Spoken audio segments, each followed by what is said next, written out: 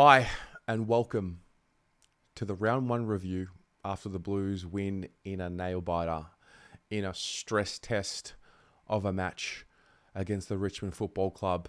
First up at the MCG for us Melburnian fans. It was 12 goals, 1486 to 12 goals, 981. And like I said, a thriller at the G. It didn't need to be that way, seemingly, but it was. Obviously had to wait to get the footy back at the MCG. Opening round gave us a bit of FOMO. We expected a bumper crowd. I was a bit surprised to see the crowd was at like 83,000, just a little bit over. I thought it would be a bit more than that, but I think at the end of the day, it's just good to have footy back at the MCG, get that atmosphere, all of it.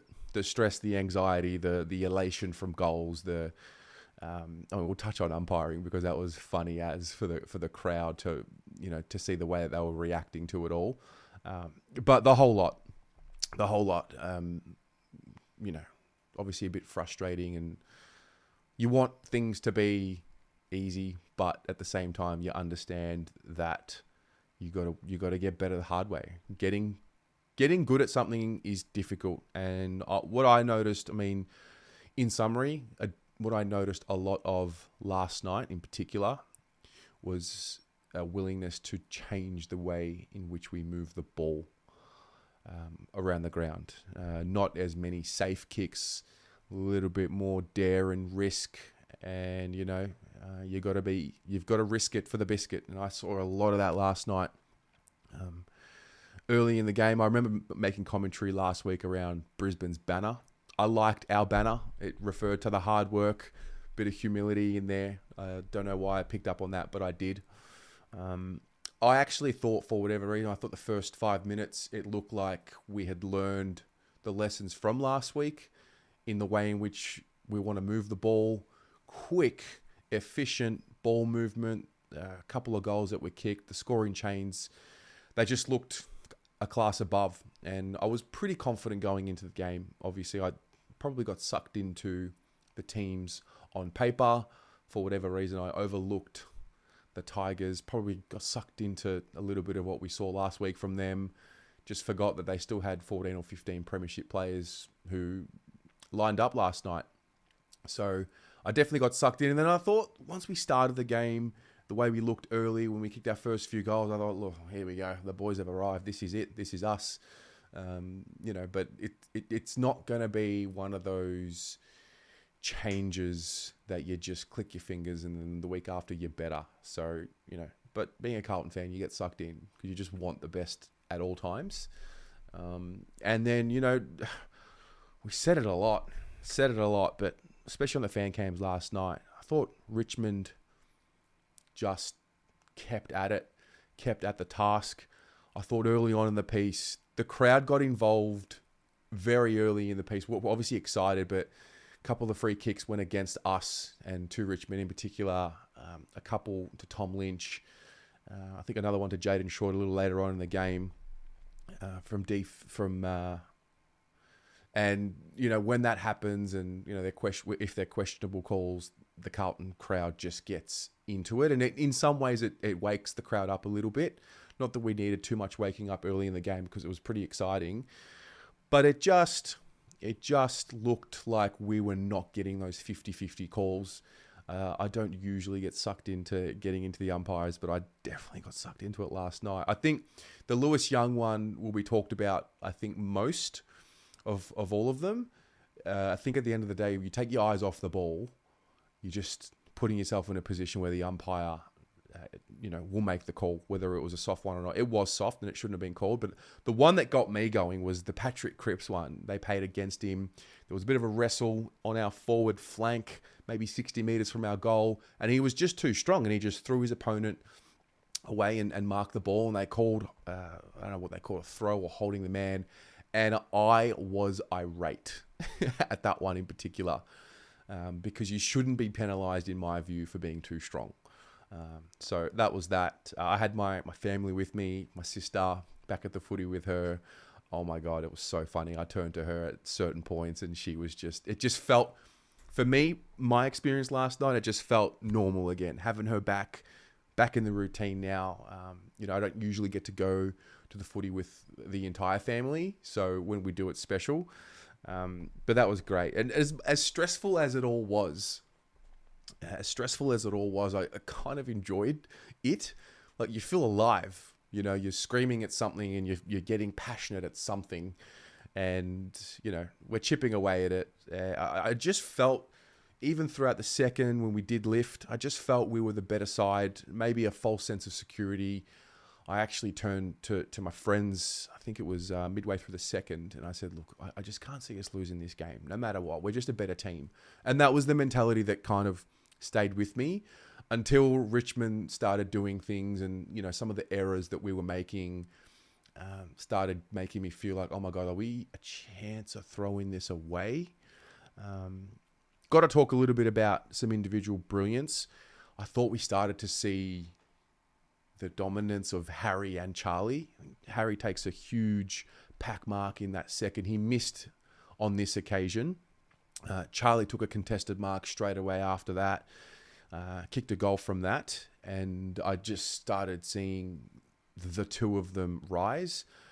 They're both looking solid. I think Harry in particular is looking really sharp, really fit, and really confident in the way he's moving. Charlie was in the wars. I didn't see the boot to the face of Charlie at the game last night. I didn't pick up on it. I missed a few things. I didn't realise that Prestia went down and was subbed out. I only realised it was Prestia that was subbed out once Gibcus did his knee.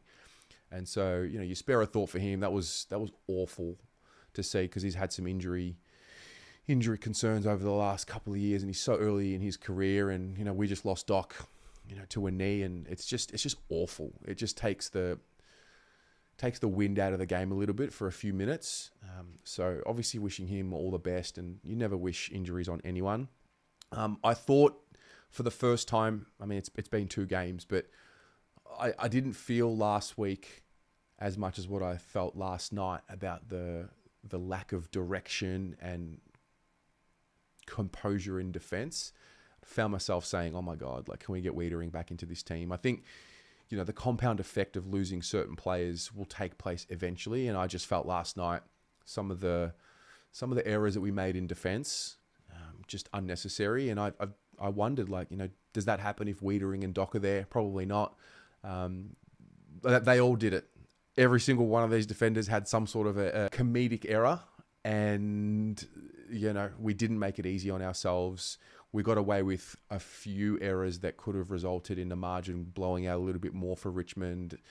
So I think from that point, we got a little bit lucky. You can talk about the free kicks in the first quarter, and then some of the misses that Richmond had just helped us. But I don't know. I mean, I felt the contest was not won by us.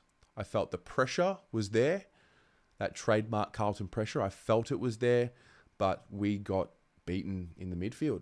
And the most bizarre thing about it was Richmond were down a player on the night for the majority of that, that game, in that second half in particular. And so their ability to stay mentally switched on and not allow, their belief to wane was super impressive. I found myself after the game being more impressed with Richmond than what I was us, which a little unfair, because I think, you got to win ugly. You got to bank points at this point in the year, and we did that. I felt after halftime, I was thinking to myself, and I was saying it to those that were around me, I'm like, I just feel like we're 5 minutes, 6 minutes away from ripping this game apart and putting it to bed. I thought Harry just continued to play in an unbelievable way, especially in the start of that third. I thought there was a crucial goal for Charlie's goal. Got to watch the replay. It is very early, day after, but there was a tackle in our forward 50, in our forward third, I would say, that led to Charlie's goal. I don't know who made the tackle, but it was a crucial passage of play. And I thought that we were starting to get some of that momentum and building off it. And then all of a sudden you start seeing an error. I think Kempy goes up for mark of the millennium, misses it. Dusty makes you pay, goal, and it just sort of takes the sting out of the momentum that we were building. Taranto then kicks a goal, and I remember thinking, wow, that the Tigers want this more. They're just harder at the contest, they're better at the contest, and they're getting on top of us. The irony of all of it was the contest wasn't there, which, you say pressure and contest is who we are. And, part of the discussion around Carlton this year is, can they get a transition game going? And that's what ultimately probably won us the game in the end. Our ability to, rebound and score off transition. Got to the end of the third, and I just felt like, wow, these boys need a bit of a rocket. Like, we got to lock in again and find it.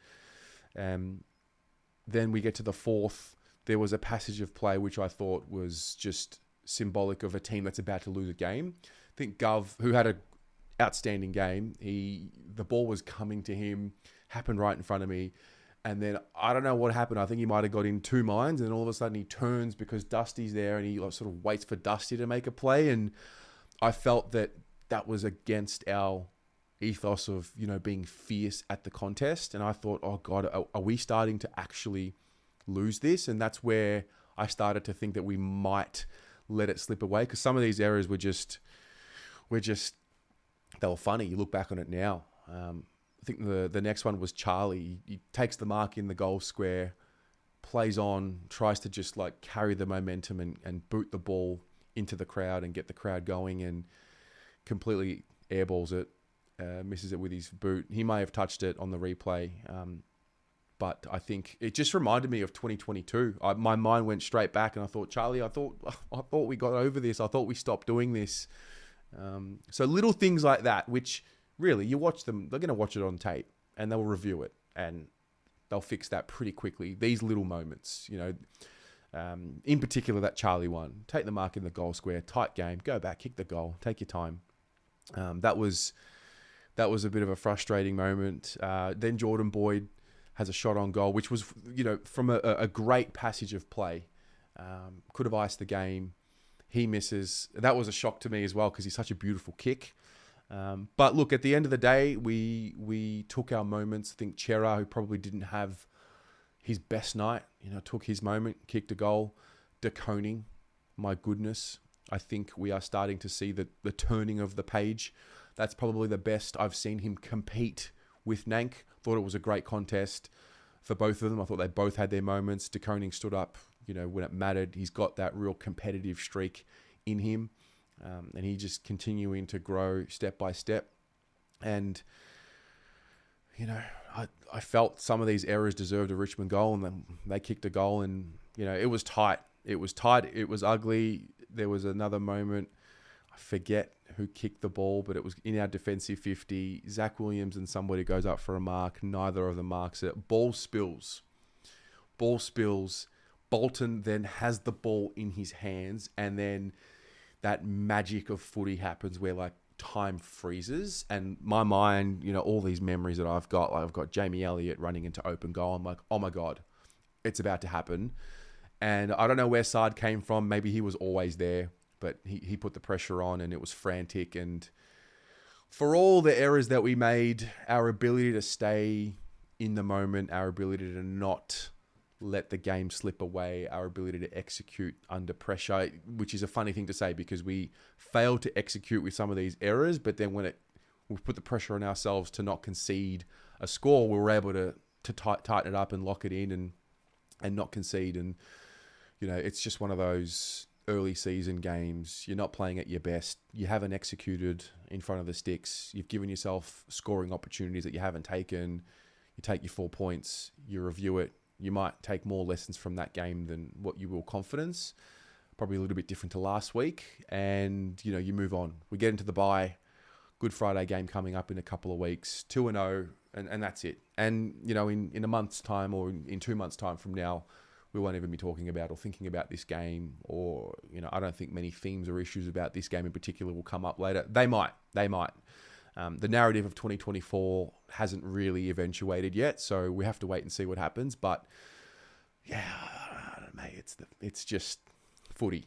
Carlton, there's always a bit of drama. It's never easy. It's always difficult. It's always painful for the supporter because we're so out of control. Nothing about the game is in your control, so you just got to hope for the best. And we ride that emotion so deeply. And what else are you going to say? Like, what else can I say? So that's that. I'll take the win. I will take lessons and 4 points any day of the week. We've got 4 to 5 guys to potentially come into this side as early as our next game. So we'll see. We'll talk about that a little bit closer to the next game. But I think from my lens, it's just good to be back at the footy. That's what it was. I didn't go to opening round. Still felt the footy fever, but Melbourne just got its soul back. There's no question about that. The buzz around Richmond, around the Melbourne in general, second to none. It was awesome, and we take it from there. So that was my experience. What about your experience? What happened in your view? I haven't watched the replay yet at the time of filming this, so I'm going to get that done this afternoon. Fan cams was phenomenal. Another 2-hour, 40-minute marathon, and a little milestone. No, a big milestone. Pommy and Oz, 5,000 subscribers. So that they are little things along the way that are very important milestones. And that's that. I'll chat to you in the comments. Enjoy the replay. I don't know how many times I'll be watching that one compared to last week, but we'll go from there. Go Blues.